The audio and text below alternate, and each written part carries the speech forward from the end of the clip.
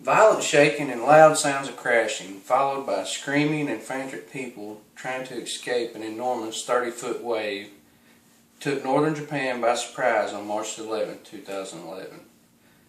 The tsunami of 2011 is known as the single greatest event in Japanese history. The devastation and the events that happened this day had never before been seen in Japan. 2 days before the event in Japan was the victim of an earthquake and a smaller tsunami. The large one hit, and still 3 years later they're picking up pieces from this. The earthquake and tsunami that hit 2 days before had a magnitude of around 7.2, and it produced waves that were 30 centimeters high. Japan is no stranger to earthquakes, so they're a very well prepared country when it comes to earthquakes. They run normal drills each year to help familiarize people with the evacuation routes. The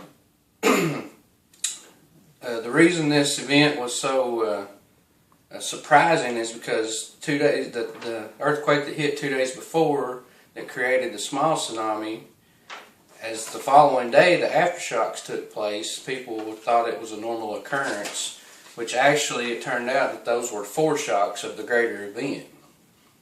And with the technology, even though it's got better over the years as far as looking at earthquakes and tectonic plate movement, there's no way to tell that if it's a aftershock or a foreshock of a larger event. Whenever the disaster struck and the large quake hit, it had a magnitude of 9.0, and it produced waves of 30 feet high. Some of these waves reached as far as 6 miles inland, completely destroying small towns. The town of Mimishikara had a total of about 17,000 residents. And right after the quake hit, it was reported that 10,000 of those residents were missing. Not long after that, in August, the death toll had been totaled up to reach 15,698, with over 4,660 some people still missing. The recovery that the country had planned is well underway now. 3 years later, they're over halfway through a 5-year, $250 billion reconstruction process.